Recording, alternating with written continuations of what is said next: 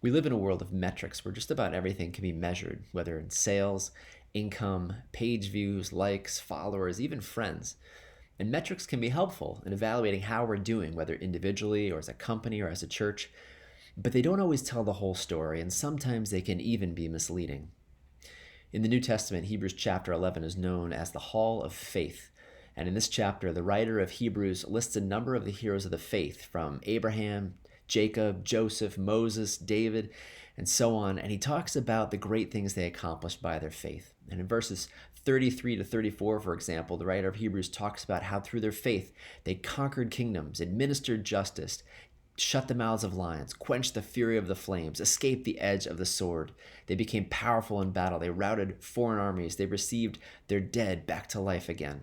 It's a stirring list. But then in verse 35, the tone shifts. And he says others who lived by faith were tortured, and they refused to be released. Some faced jeers and flogging. Some were chained and put in prison. Some were stoned. Some sawed in two. Others put to death by the sword. He ends this section by saying that they were commended for their faith, yet none of them received what had been promised. So, some men and women of faith experienced incredible success by the metrics of this world, but others did not. They ended up persecuted or imprisoned, killed for their faith. What do we learn from this?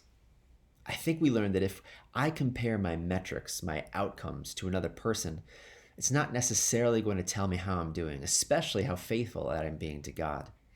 Just because someone else appears to be having a better life than me, even if they appear to be receiving more blessing from God, it doesn't necessarily mean that I'm doing something wrong. After all, nobody was more faithful to God the Father than God the Son, Jesus, and he ended up nailed to a cross. Bottom line is that instead of comparing ourselves to others, we'd be better served by keeping our eyes on Jesus, not living to increase our metrics, but instead living to increase our faithfulness to Jesus.